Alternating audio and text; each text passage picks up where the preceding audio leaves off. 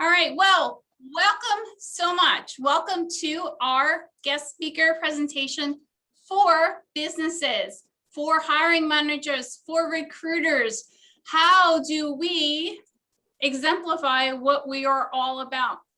Shally is awesome, and Shally is going to share with us some information about marketing, EVPs, social media, and just getting your company branding together so that people are more likely to seek you out and you're not struggling so hard to find a job, or they're not struggling so hard to find a job. So it kind of goes hand in hand, okay? Shally, a little bit about Shally. Globally recognized as one of the pioneers of the recruitment industry. I've read Shally's book, by the way. Awesome. Gotta read it. Over his 25-year career, he's helped hundreds of Fortune 500 companies and mid-market organizations hire tens of thousands of candidates in the most challenging industries and environments. I bet I'm speaking to a lot of our audience here. A speaker and author, Shally is the director of Aspirant Talent Strategy and Innovation Practice, helping organizations embed key recruitment initiatives into their hiring efforts. The Sourcing Method is the book, and wonderful. I'm telling you, it's on my bookshelf. It's like earmarked and reread, and there's all kinds of little post-its on it, and I highly recommend that you research that, read it in your spare time, like we have any spare time as business owners, but it's really very beneficial. So take it away, Shally. Thank you so much for coming and spending some time with us. Thank you for having me. I really appreciate it. It's an honor to be here and help businesses succeed in these challenging times by giving some advice on how to reach candidates. So today's agenda, we've got 4 things I want to cover. First one is, what is an EVP and what it's all about and why does it matter? Then a little bit about social media and how to use social media to your advantage as a recruitment and talent attraction tool. Then we'll talk a little bit about the job seeker market, what's going on, what do they want, what are they expecting, what's in the mind of the typical job seeker today, and what is really attracting them, and also a little bit about what's repelling them. So it's kind of, what to do and what not to do, do's and don'ts. So let's go ahead and jump right in. You'll see there's a number of slides. I might go a little bit fast, but you're going to get a copy of the slides. And you also are going to get a really handy dandy workbook that is a planning workbook for you to use to brainstorm ideas on some of the topics that we talk about here. So don't worry about taking notes, just listen in and ask questions, write down questions if you want to, but everything that you see in front of you will be in a handout. There's also a section at the end for a few resources. I've got 3 pages on some tools. Most of them are free. Some of them are paid. Tools for employee advocacy and social media and so on. All of my post-its from this morning. I read through the, oh my gosh. Wow, that's a lot of post-its. You're gonna love this. I'm so excited. Good. So there's the resources as well. And then also at the end, there's a case study. I would ask you to keep that confidential to yourselves, not share that anywhere. It's a case study of a client that I've worked with, but it helps illustrate like what the outcomes were of some of these processes, so you can see for yourself what that's like. So at the heart of all of this is the EVP. The EVP is the employee value proposition. Essentially, what an EVP is the combination of benefit and reward that is available to an employee in return for their hard work and their skills. So for their talent, this is their reward. It also includes intangible things like the culture, personal opportunities and development opportunities, professional development, and work-life balance, a sense of well-being, belonging. All these other things are part of the EVP. It isn't just your salary, although most people will say that, I work to get paid, of course, but you have a choice as to where you go to work. And so certain things like the people you work with, the type of company, the business the company's in. These are all things that will impact the decision on selecting an employer. So an EVP can help build an employment brand, but what it really is a promise to employees. This is not aspirational. An employment brand is aspirational. This is what we want to be. This is how we want to be seen. But the EVP is actually a commitment. This is what we're really like. So it's not the same as an employment brand. And don't be confused, an employment brand is not the same as your company or your business's brand. You may have a great business reputation and a terrible employment brand, or you might be known as a wonderful employer and have a strong employment brand, but not very well known as far as your consumer brand. So these are three different things. The EVP is actually an asset. According to the corporate executive board, there's a significant reduction in premiums of payments for new hires when you have a strong EVP. There's an increase of 25 to almost 50% in employees actually telling their friends and their family about working there. So an EVP means that people like to work with your company so much that they tell other people about it. Not having an EVP is the opposite. They're less likely to share that. So not only are you gaining referrals, but you're also reducing turnover, and you're also strengthening their commitment to your brand, as a strong EVP leads to retention as well. In somewhere between the consumer brand, how people that spend money at your business see you, and the employer value proposition is what your brand represents to candidates. That's different than what your brand represents to consumers. You have a restaurant, your brand to consumers might be, you guys have the best steak in town, but what do people say about your employment brand? And as I mentioned, the EVP is going to engage both internal employees that work there now, alumni that used to work there, as well as people that are being potentially interested in coming to work for your organization. So you want to answer questions like, why do we do what we do? What do I, as a candidate, gain from being an employee here, aside from a paycheck, which is obviously an important piece of it? What am I proud of about working here? What makes working here different than somewhere else? How is my work here going to have impact in the community, other people's lives, society at large? Doesn't mean you have to have a social business that has, impact in the community, but maybe there's another way that it contributes. We feed people, we keep people clean, we whatever. Why should I leave my job now to come and work for your company? These are the questions that you can ask, and they're also in the workbook. So to recap, it's going to help you attract candidates, talent. It's going to help you retain talent. It's going to make the difference between being able to attract good candidates versus just handling, what's available when the economy is really booming and candidate market is tough. And right now we're seeing a resurgence of that. We're seeing the economy strengthening. More people have returned to work and more companies are hiring. And so this is creating a lot of demand. So having a strong employee value proposition or building one is not just going to help you hire people, period, but it's also going to help you hire better people, better candidates that may not be available otherwise because they're being attracted by other companies. Shally, this sounds like a lot of work. Who does this all? Well, creating a brand is not a lot of work. It's consistent. It's something that you do repetitively over time. It's not something you sit down and, like you might have built your business, you're putting it piece together, piece by piece. It's not going to be, you sit down, do the workbook, and boom, you have an employee value proposition. The workbook is going to help you plan for how you're going to build this over time. And every little thing that you do helps, starting from, we'll talk a little bit about this, just simply surveying your staff and asking them the questions that I just asked. Why do you like working here? Just starting from that demonstrates that you care. And then, from there, you can build the next thing. So these aren't all things that you're expected to do today. The components, the attributes of a strong EVP include the work, the nature of the work, what you do, the organization, who your company is, your market position.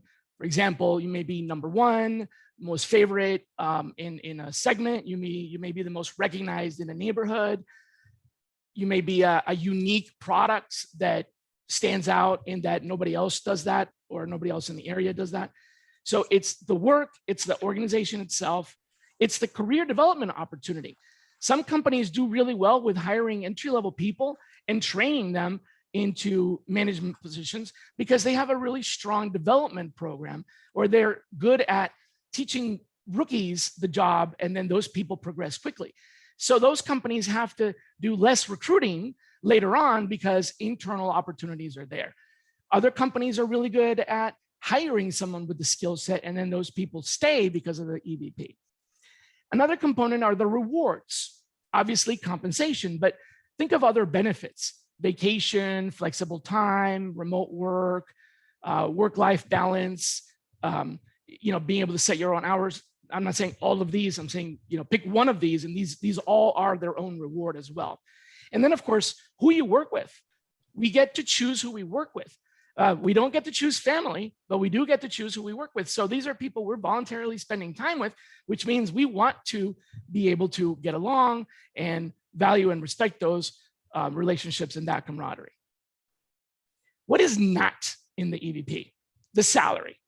The salary is not the EVP. That's the salary. That's not a value proposition. That's the value of the labor that is being conducted, and that's what you're paying them. But focus on the non-financial benefits that are not necessarily numerically related. Again, a bonus is not it. A commission is not it. But what if it's earned vacation, earned promotions, earned raises? That is part of the career development and path. An EVP is also not the same thing or all things to everyone. If you try to be everything to everyone, you won't be anything to anyone. The same thing holds true for employee value proposition. Focus on your target audience, focus on what your company is good at, what you're known for. Don't worry about trying to be the best in every area or have one of each of the areas that you stand out in. And again, an EVP is not aspirational. It's based on reality. If someone asks a current employee, they should be able to identify what that EVP is after you've expressed to them what EVP is, so that they're talking about it. Otherwise, if it's aspirational, it's just a brand. It's a branding. That's the sign on your door. That's the billboard. That's the advertising. But what's really, really the meat of it is, think of it as a longtime mentor of mine told me this, and I'll never forget it. When I asked, what is personal brand? What is a personal brand? And the same thing applies to employer brand and value proposition. My mentor said, she said, Shally, a brand is this. Think of a boss you had 10 years ago that isn't your boss right now. What do you remember about them? Okay, my boss 10 years ago was really crude and kind of rough around the edges. Okay, that's their brand, she said. It's what you remember 10 years later. This is not that. This is something that you can change right now by doing some of the things that we talked about.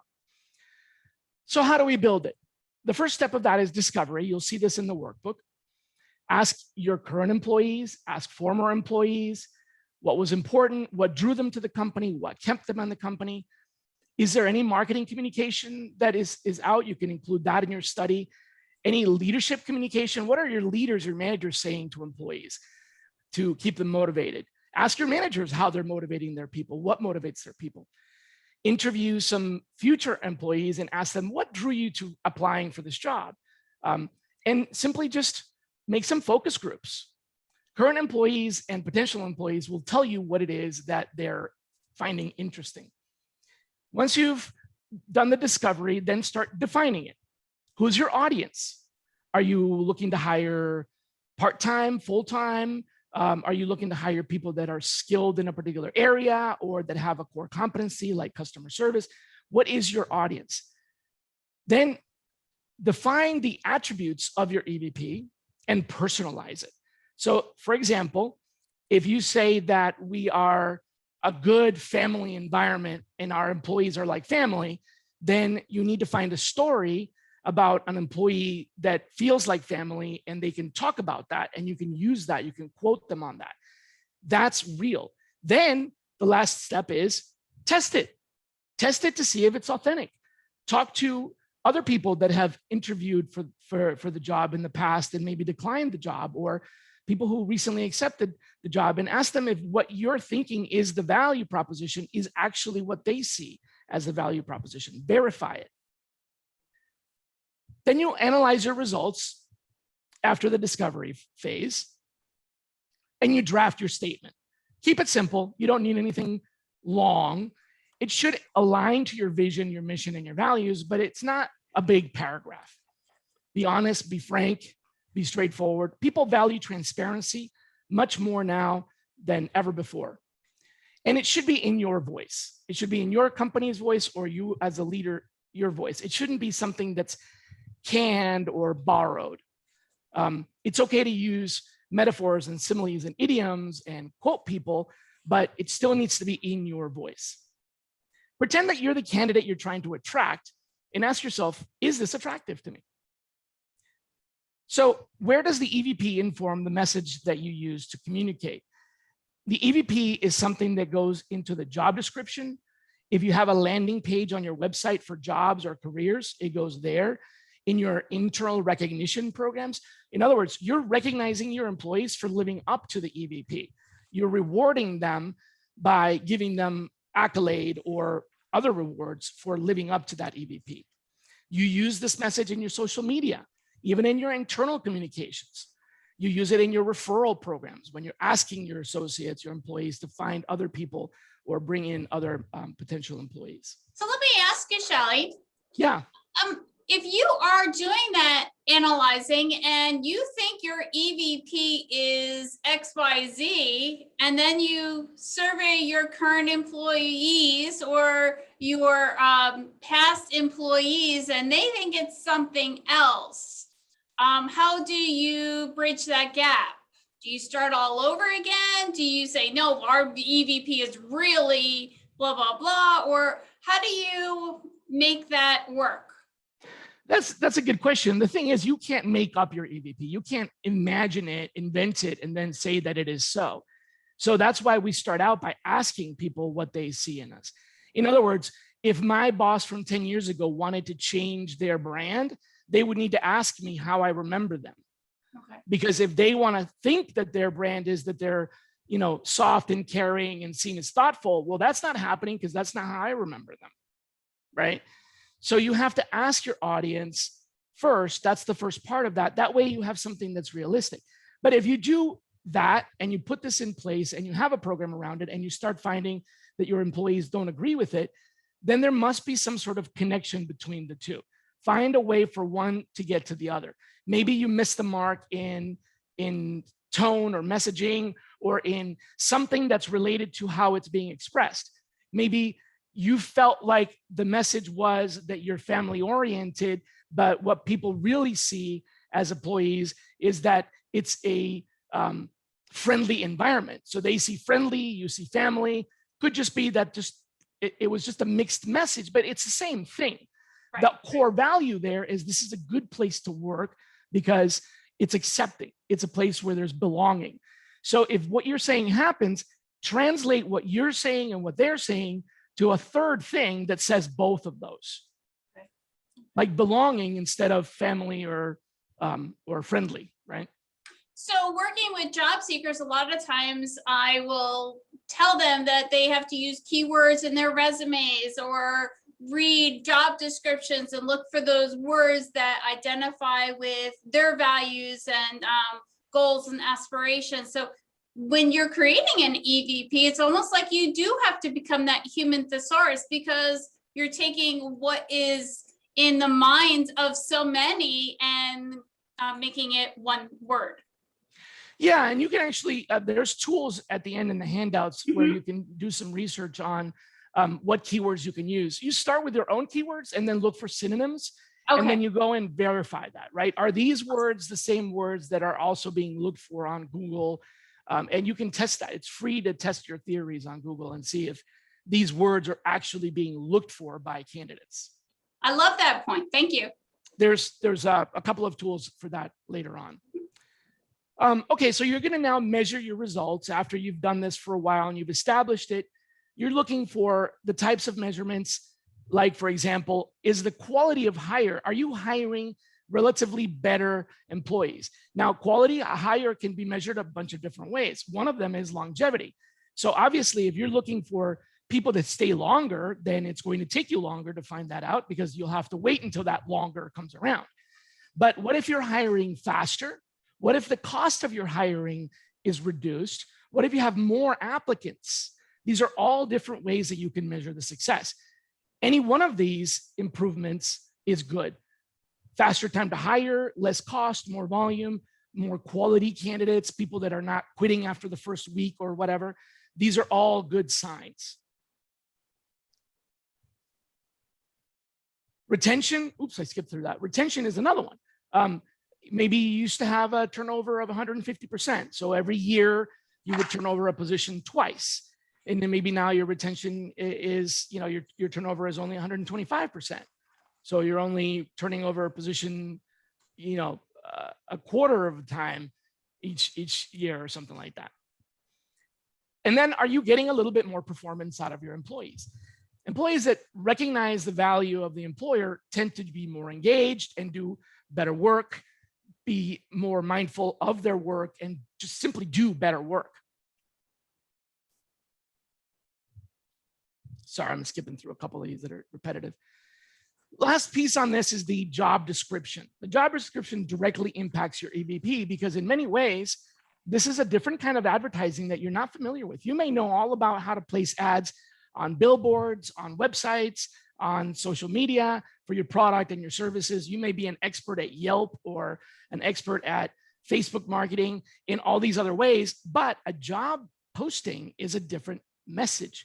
So our job postings should also represent and reflect the employment brand. And this is different than the consumer brand. If you're well known for, making the best parts, automotive parts or whatever, if that's your brand, you're the absolute finest automotive parts, that's great. Consumers want to go buy your products. But if I want to work there as a manufacturing associate, what does that matter? I mean, whether I'm manufacturing your widget or someone else's widget, I'm still manufacturing. So what does that matter to me? So in the employment value proposition, you have an opportunity to market your brand both to consumers and to employees in a whole new medium that's actually relatively inexpensive. Posting a job ad can be often free or relatively inexpensive compared to posting a business ad to drive promotional business. One good way to get good results from your job postings is to find out where your candidates hang out online already. Don't make the assumption that because everybody uses LinkedIn, you should use LinkedIn. Also, I'm not saying don't use LinkedIn, but what I am saying is, are your candidates on LinkedIn? Are the people that you want to hire actively using LinkedIn on a regular, daily, or semi-weekly basis? If not, then that's not the best place to advertise or to spend your time. So first, find the community online that reflects the proclivities of your audience, that is where your audience is going right now. Maybe that's Snapchat, maybe that's Pinterest. Don't be prejudiced and don't make a mistake here. This is your prejudice. If you feel like candidates need to be somewhere because that's where you think they should be, that is very much a prejudice. Don't be prejudiced about where people hang out. If they are hanging out in Snapchat, then learn Snapchat because that's where your candidates are. Go there and create material that's shareable so that you can create engagement. And that's where you can take advantage of these job postings. Yes, you can post jobs on Snapchat and Pinterest and Instagram. There's ways to do it, but you have to first learn your audience. And employ your own employees as social media advocates. Deputize everybody that works at your company to hashtag your brand and to talk about their experience at work. Encourage them to share positive experiences. Reward them with prizes or accolade for doing that. especially if what they're sharing reflects your EVP, your company's benefits, culture, and development. Hey, I learned something new thanks to my company's education program. I was able to, switch jobs and do a different job because I learned this at work. People want to hear that. Take those impactful stories and build a campaign around those in social media, and that is completely free. Now, posting jobs isn't necessarily always free, but social media in many cases is, unless you're doing direct advertising. Imagine if you have 20 employees, and even if only half of them, 10 of them, have social media accounts, and once in a while they post a message about your culture and things that are happening at work. Maybe you have a company barbecue or a store picnic or whatever. Just 10 posts is more than you have now. And that's going to help drive traffic, especially if you do this over time. So let's talk a little bit more about social media and how we use social media as a business to recruit people.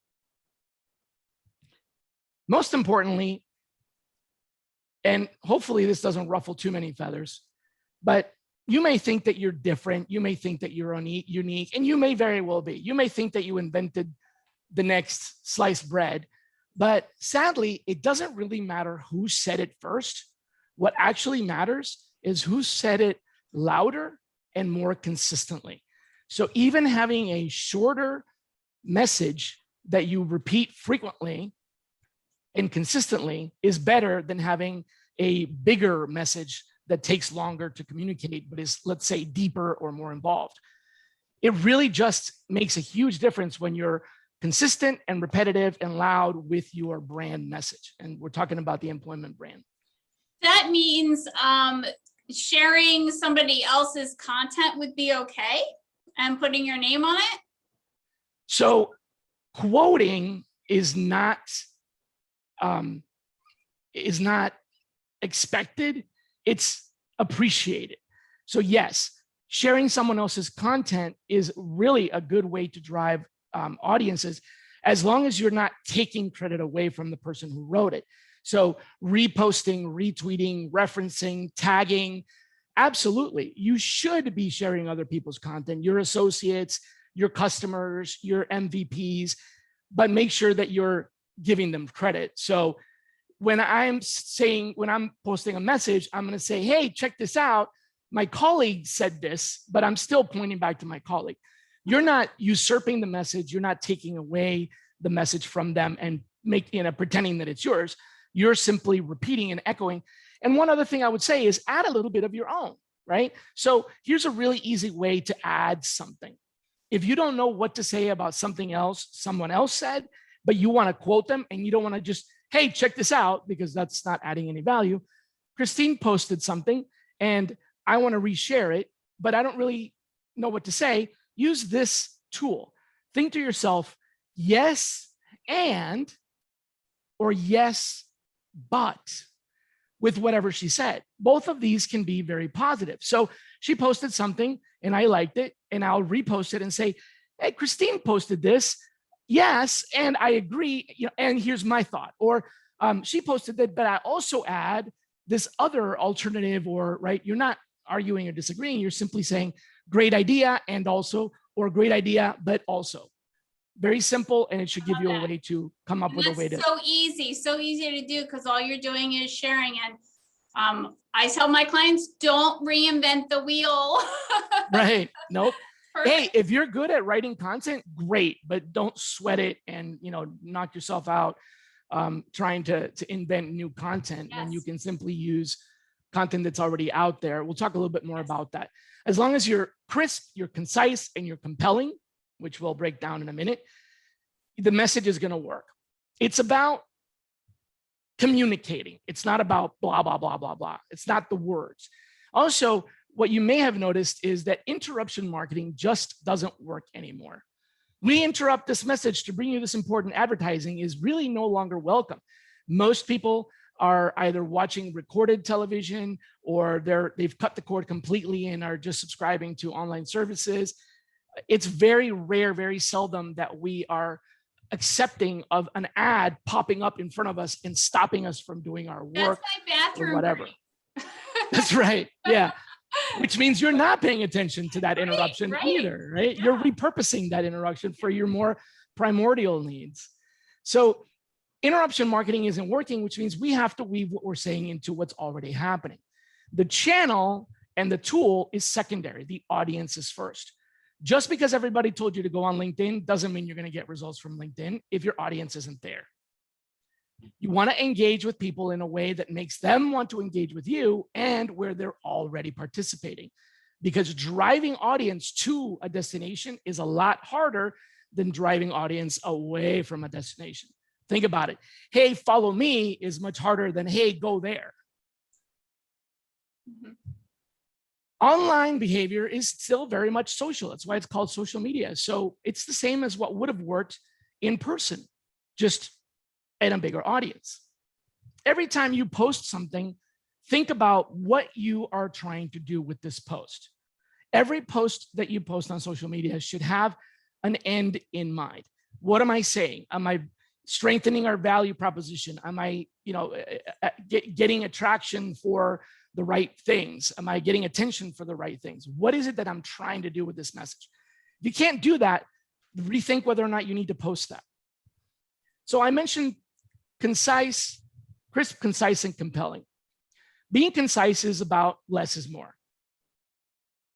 If you want to be repeatable, quotable, retweetable, you need to keep it brief to give people the opportunity to add something. Otherwise, if it's too long, they're not going to add to that. They're not going to forward it on. So brief and concise is important. And people remember 5% of what they hear and what they see. It also takes them 5 times to remember. So remember that, 5 by 5.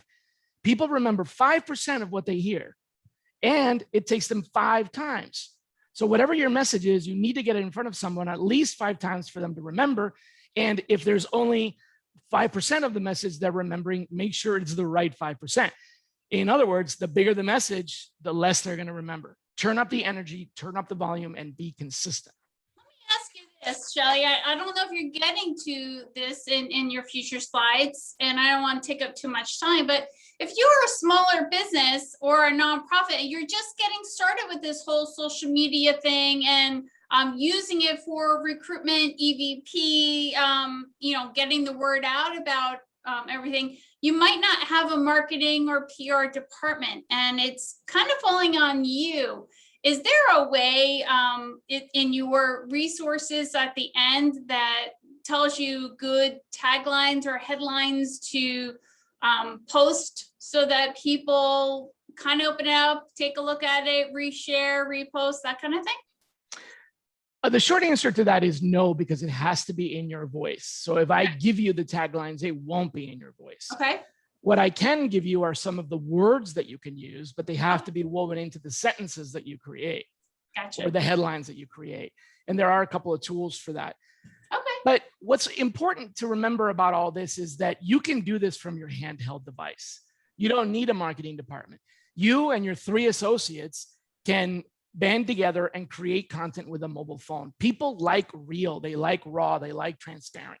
You don't need a full production studio with lighting and soundstage and gaffers and key grips in order to have a short 30-second video about what a great day you just had at your company.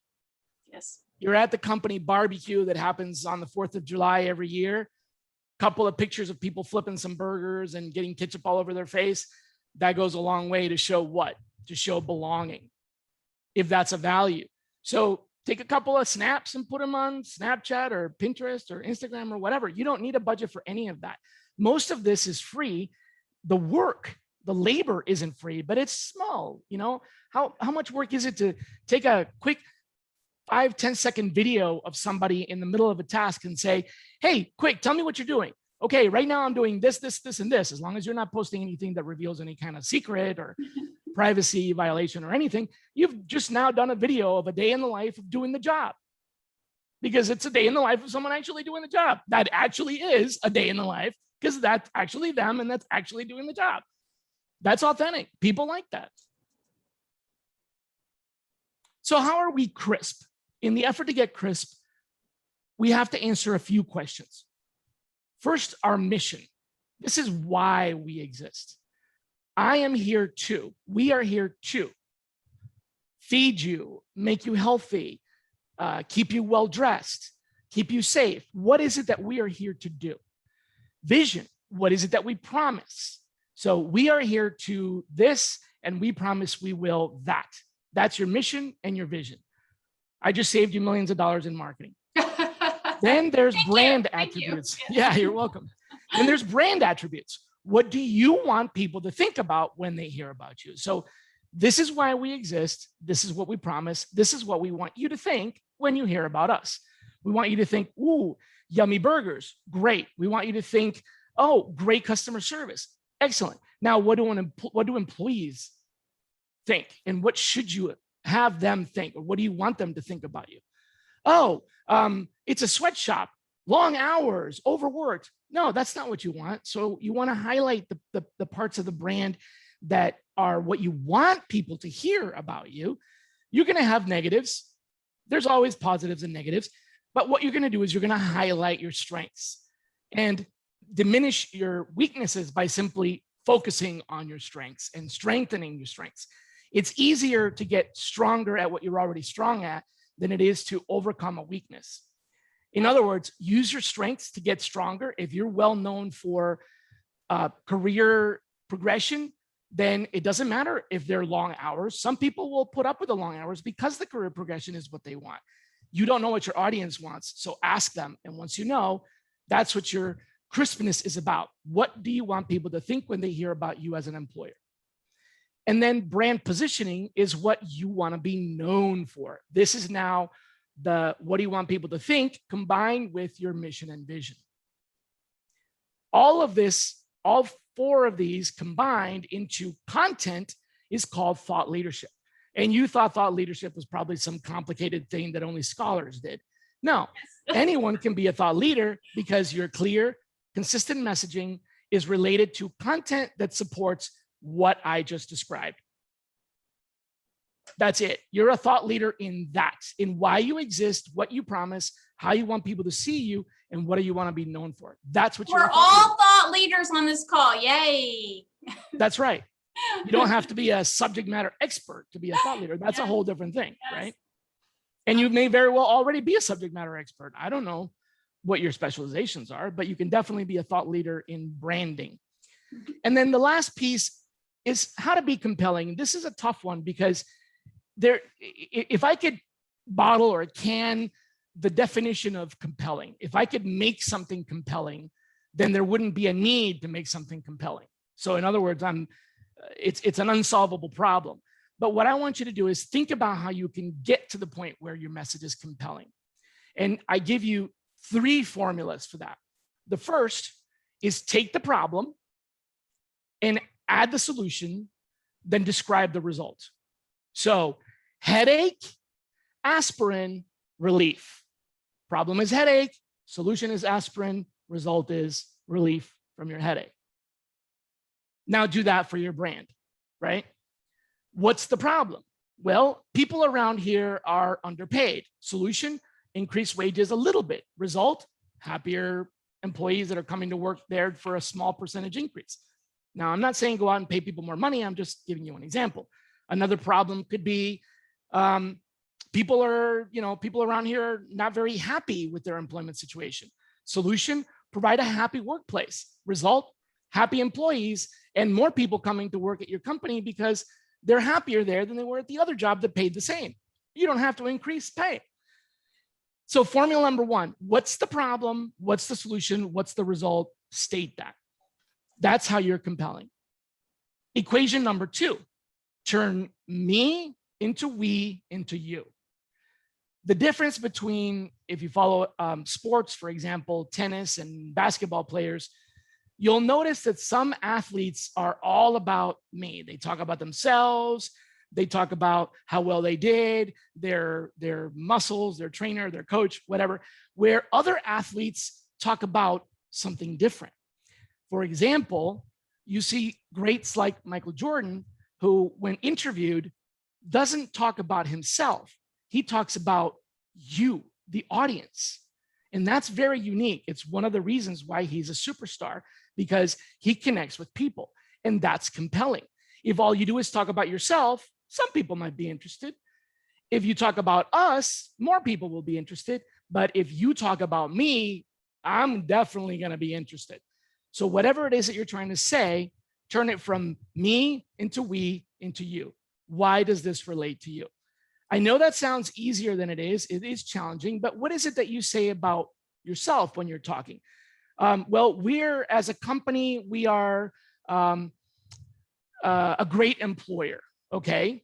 How does that affect the community? We're one of the best employers in the area. Okay. How does that affect you? That's what I want to know. What does that mean to you? That makes it compelling. It's great that you're one of the best employers. I don't know why you're one of the best employers. Maybe you should tell me that, but I also want to know what that means to me. Why would I care? We'll talk a little bit more about that. And then the third formula is the intersection of these three circles in this Venn diagram, which is what your audience wants to talk about. Remember, we identified who our audience is, people who have these skills or work in this area or whatever. What do they want to talk about? What do you want to say, which is what we just talked about? So what do they want to talk about? What do you want to say? And what is best for your business? If you can find the intersection point between those three and start the conversation there, it is immensely compelling.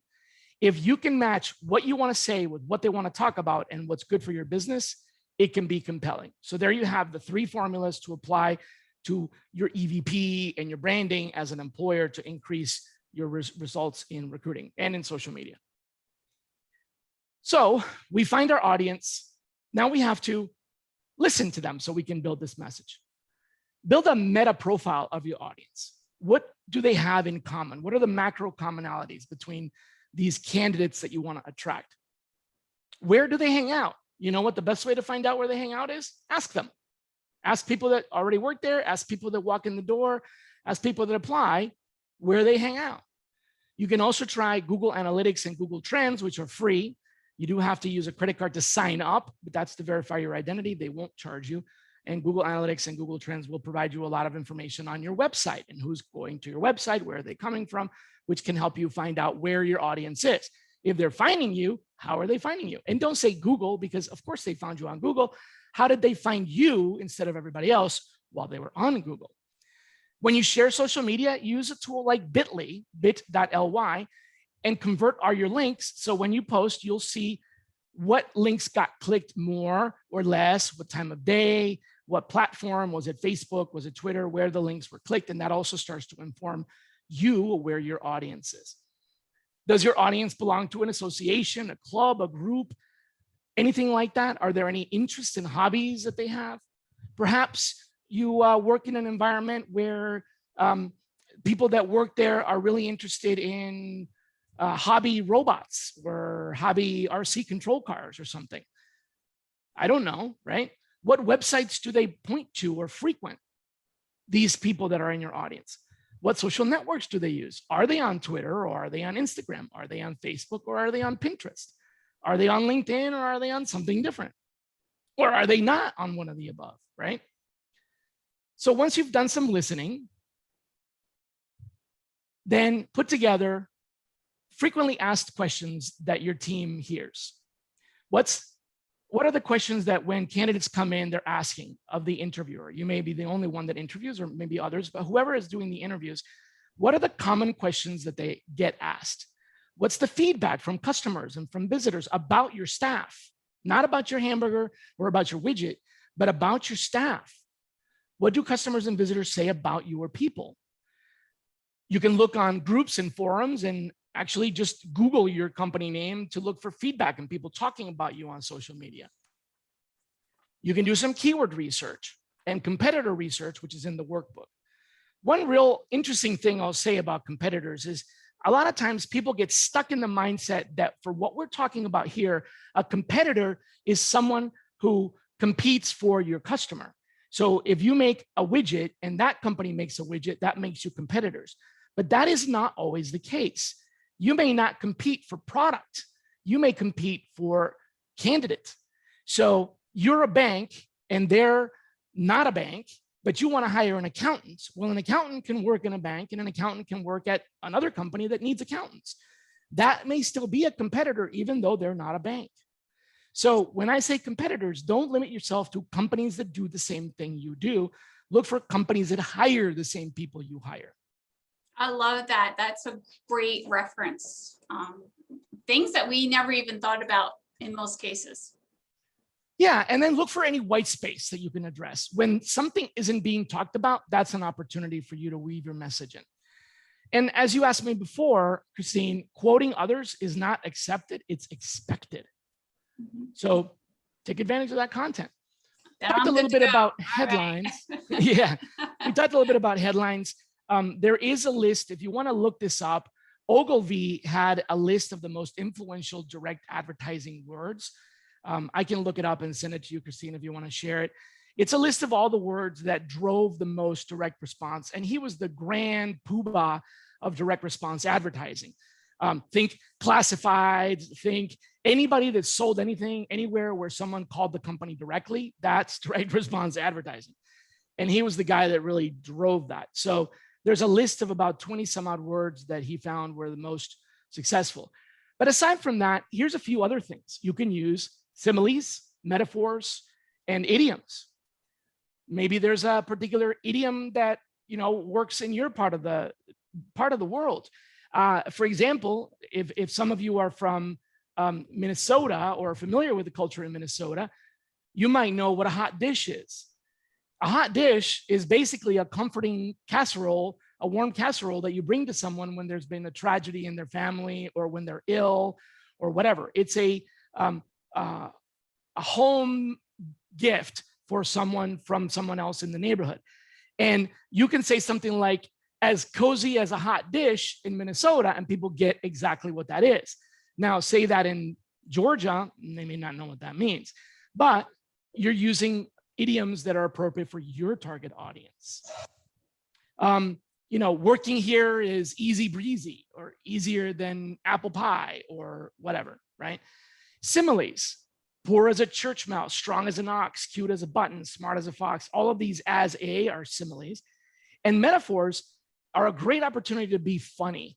Take a play on words, like, for example, cinnamon roll. It's not a cinnamon roll, it's a synonym roll. And these kinds of smart things actually drive a lot of attention. You don't have to get creative because they're already out there. They already exist. Again, you're quoting a well-known idiom. As we start to put this content together, here's a few basic elements. Simplicity is the mother of communication. Just like laziness is the mother of invention, simplicity is the mother of communication. If what you're trying to say takes too many words, it's not simple, it's not going to work. So how do we get to that? Answer these three questions: what, why, and so what? Or depending on your situation, you might ask what, why, and now what, which essentially is the action. What are you asking them to do? So what, stated precisely and simply. Why, answered precisely and simply. So what? That third one is really the you. It's what is this about that is of meaning to you? Why does this mean something to you? Why should I, your audience, care about what you're saying? Okay, you told me the what, I get it, it's a fact. You told me the why, I get it, it's an opinion. You think you're the best employer, but so what does that mean to me? Those three things answered are the elements for simplicity and persuasion. We already talked about going where they are. We also talked about posting to different destinations, but you can use tools like Hootsuite or Buffer for free, their basic accounts, so that you can take your content and post it to 3 different places at the same time. And in fact, these apps will post it at the appropriate time. So they'll take your content and post it to Facebook, Twitter, and Pinterest. But exactly, in Instagram, but it'll post it at 3 different times. So it's not just spam. And those are free. Now there's a paid solution for all 2 of these that also add multiple accounts, so all your employees can use it and so on, but that's now going outside of the realm of the one-on-one. Another part of the being persuasive, the basic element of persuasion, is people care about people. Nobody cares about companies. People care about people. That's why we use employee testimonials. That's why you talk about what the employee value proposition means to you or to them, because it's really not about the company brand. Ultimately, nobody's going to come work for that brand. They're going to come work for you as a manager, you as the owner of the business, you as the associate that they're going to be working with for the most of their day, for most of their week. I think that goes with, people don't leave bad jobs, they leave bad managers. The opposite of that, it's the other side. They're working for a leader or a manager, and they're not working for a company. Exactly. Yep. Yep. We're about halfway through. You have so much to tell us about. I'm not going to stop you, so definitely keep on going. I totally understand if you're going to have to leave and miss out on this, but I'm here, so go for it. Yeah, I got a few more things that are pretty key. A big part of this is, if you don't believe social media is important for this, there's some quotes here to kind of share with you about how important social media really is in hiring. 43% of companies report that social media is their #1 source of quality hires. And sure, it may be a job posting, but it's a job posting through social media, a job posting on Twitter, a job posting on Facebook, a job posting on LinkedIn. Also, the average person, the average job seeker, more importantly, has 5 social media accounts. So you might be thinking, why do I need to go find out where they are? I can just go to LinkedIn. Well, maybe they are on LinkedIn, Facebook, Pinterest, and Instagram, but where are they going more? Right? Yes. So I'll skip a little bit through this, creating and managing the social media, because we kind of talked about it before in a different context. This is really more about defining, researching, and launching your social media campaign similar to your EVPs. It's the same kind of idea, and we can return to that. And we're going to get the slides sent to you, so you have information on all of this information as well, so you won't miss out. A good point to make about this slide is research your own company. And if you're a branch or a division, research your branch or your division. Google yourself, go on Facebook, Instagram, Pinterest, and try to find out what's happening around your brand. Just learn. You don't have to react to it, just learn. It's already happening. Don't try to change it. Just learn. What you can change is the future, not the past. So listen to what is being said about you. Who's going there? How are they engaging? Why are they engaging? About what are they engaging? Then we're going to map this out. And once again, we're going to launch this with our ambassadors, our deputies, that are our staff. This slide is about the measuring. So similar to measuring the EVP, now we're measuring the success of social media. How do you measure the success of social media? More clicks, more applicants, more likes, more shares, more followers, more active followers that comment more, retweet more, they review more, they post more on Yelp or Foursquare or Swarm, more clicks on your posts, more organic search engine results versus paid search engine results, more mentions. These are all things that are in the workbook that tell you that your social media is actually working. It's not just one thing. So as we close out, I want to tell you what candidates really want. This is a big one. Most candidates are looking for full-time jobs, 83% of them, but 46%, these are not exclusive, by the way. Someone can be looking for full-time and remote, but 46% of the population in a survey that took place with one of the big job boards are looking for remote opportunities or work from home, even if it's just partially for like 1 day a week or something like that. So although most people are looking for full-time jobs, half of them almost are looking for some opportunity for remote. Part-time is only about a third. Consulting or freelance gig work is a small portion, and temp to hire, a really small portion. So you can see here, if you're offering one of the other categories of jobs, you might want to kind of go further up the scale.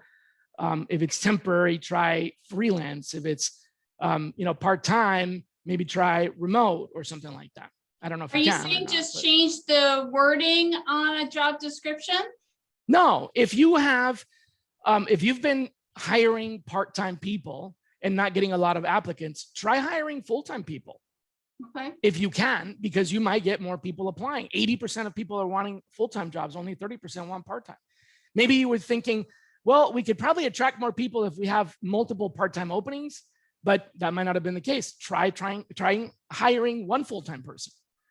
Or if it's possible, add a day of work from home to the same job, because that increases interest level. Okay. Instead of making it a short-term gig, make it a temporary job, right? Those kinds of things. Okay.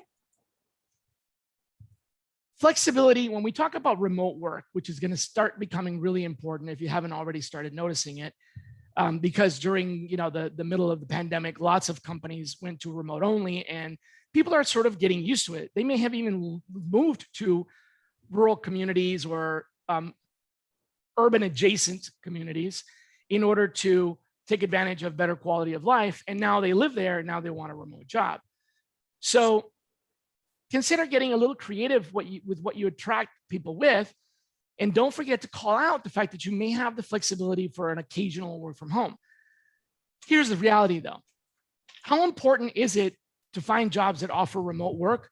It's only important to about 31% of the population, but it's very important to 29%. So there is a portion of the population to whom it is very important.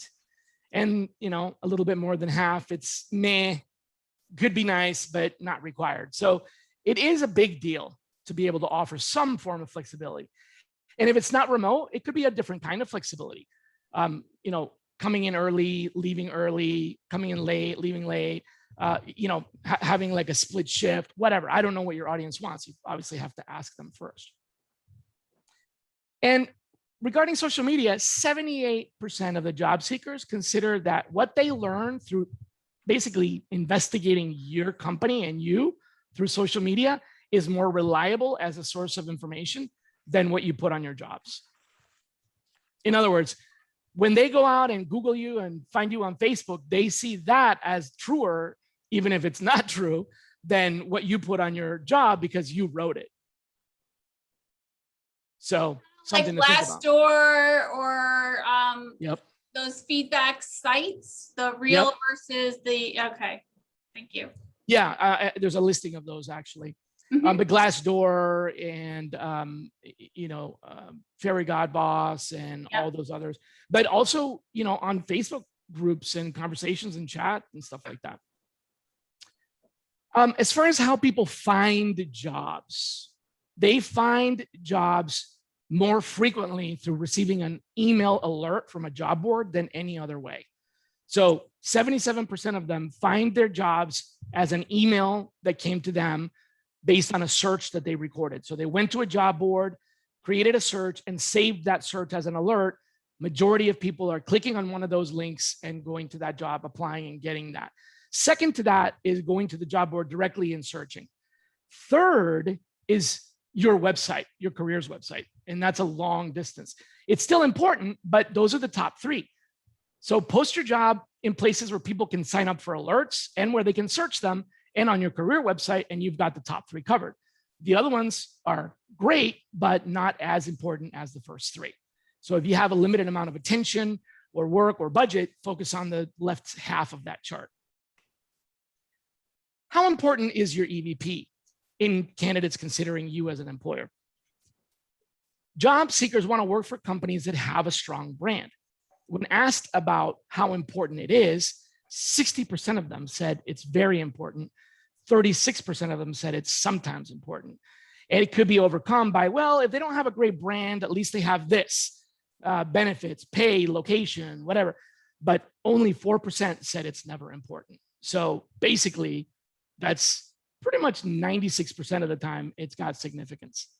That goes, that survey goes along with the job seekers in Monmouth County. I work with them all the time, and those are spot on what they're looking for. EVP is very important to them. And check this out. If you get applicants and then you ghost them, if you get an applicant and ignore them, think about what's going to happen. They're going to complain about you on social media or unfollow you or say negative things about you and your company and your brand and your store.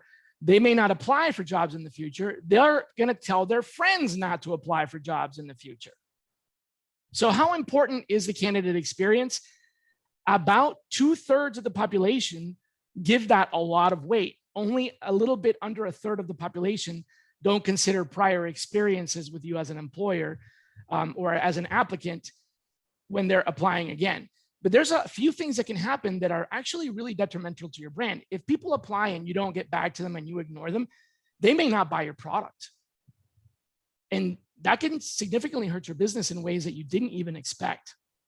Unless, of course, your product is not something that consumers buy, in which case, that's a little different. But if you make something or sell something in the same community that you're hiring people and you treat them the same way that you hate being treated when you apply for a job, guess what's going to happen?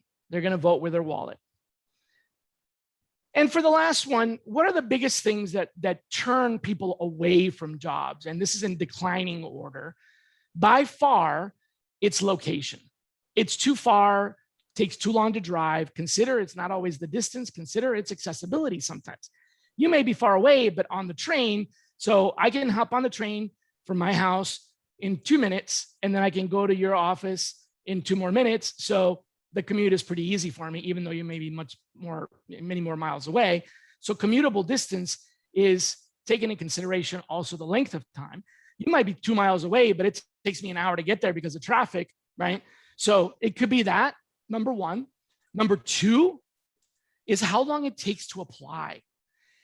Candidates that feel like it takes longer than 10 minutes, and I would even say less than this, are abandoning the application. They start to apply and then they leave. And you don't even know that because Monster, Career Builder, Zip, Recruiter, all of these, they don't send you all of the half applied. They don't send you all the people that almost applied. So you have no idea how big a problem this is. It's huge. We have a lot of different reasons that candidates might be turned off from a company. What happened to the company? How do they handle people that apply and don't show up for the interview or don't show up on their first day of work? How do you address that as an employer to a candidate? Because sometimes that happens as well. It does. Employers are beginning to address this much more aggressively than they did before. It used to be something that was not really, it didn't happen as frequently. And so it wasn't terribly marked. They would follow up and try to find out what the situation was. And if they could explain it, then, no big deal. But now when there's an offer out and people are failing to show up on their first day of work, that person's record is actually kept in the application at the company. So it may actually impact you later on if you apply for a job at another time. With that company or anywhere? No, with that company. Companies aren't going to share. It's not allowable to share from one company to another any information about an applicant because you signed an agreement that said your information is private with that company. Okay. But with that company, it's in their record. Gotcha. Yeah. Salary is the third one, and being sent somewhere else to apply somewhere else is the fourth one. From there, it starts to get a little bit less important. The job description is vague, never heard of the company, need a cover letter. Remote work is not an option. You can see it's not that important here when it's applying for the job. But remember, they decided to apply for other reasons. Now they're applying. So they may have decided to apply because they thought remote work is available and now it's not, and they're dropping off. But the top three are really, really big. Too far, takes too long to apply. I have no idea how much the job pays. Therefore, I don't want to apply. By the way, I'm going to be speaking a little bit out of turn, but I listened to the CEO of Fairy Godboss do a presentation recently at a diversity conference.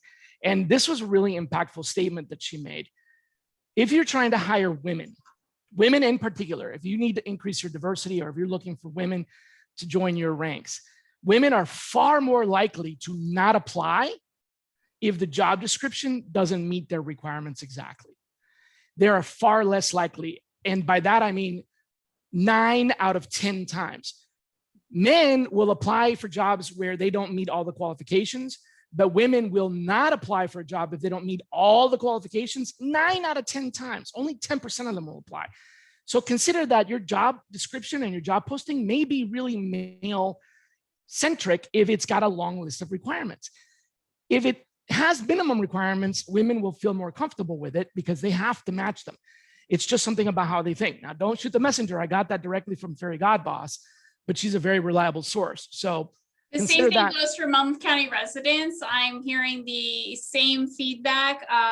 Okay. Women do not negotiate. Women take it all or none, where men will throw their hat in the ring. Right. Maybe Maybe I'll try it. Maybe they call me back. Maybe they don't. Absolutely. Right. So Yeah. that is definitely something that could affect your outcomes. Yep. And the last thing about candidates is the communication preference. Basically, they prefer email. Almost 100% of them prefer an acknowledgement via email. Hey, we received your application. You're not qualified. Keep in touch. Any of that, but email. 91% of them expect to get some sort of acknowledgement, and they prefer it to be via email. About 46% prefer a phone call. 34% prefer text, but by and large, it's email. So just save yourself the trouble and create an email to let people know we received your application and we're not pursuing it, or we received your application and we'll be in touch, or whatever. It's pretty fast and easy. So I know that we had some time for Q&A scheduled, but I think we've been covering that throughout. The only 3 slides that I didn't get to cover, 2 slides that I didn't get to cover, were about the generational, which may not be of interest to everyone. But for those of you that are not able to stay, these are the 3 things we're going to cover. Just a little bit about multi-generational workforce, what the 3 different generations want, what are they and what they want. So this may be helpful if you're targeting a particular generational group. And they're on the handouts that I will send to you. So Yep. I promise you won't miss anything. Nope, that was it. So we're supposed to be at questions. I'm happy to stay for questions. Did Here's anyone the resources. have any other questions that we did not address? I don't want to keep you any longer, but there's you've got Shally here, and you got his ear. So definitely, if you could take advantage of it for just a minute, I'm happy to relay anything in the chat box. Don't talk into the microphone. We can't hear you. I have to jump on another call. Just like 3 times. Look forward to receiving everything, putting all the documents together. Thank you. Awesome. Awesome. Very good. Well, great. Well, great information. I hope everybody enjoyed it. And, maybe we'll do something a little bit different next time and talk more about one of these topics. So let us know which one interested you the most. Yes, I thought this was awesome. So thank you so much for coming, participating, listening to all this great advice. And thank you, Shally, for sharing your information. My pleasure. Glad to be here. Research, your results, and gosh, the slides were amazing. So I'm so excited. I can't wait to delve into them and put some of them into use for me. All right. Great. Have a good day, everyone, and please stay dry. I know it's pouring out there. Take care, everyone. Bye-bye. Have a good one.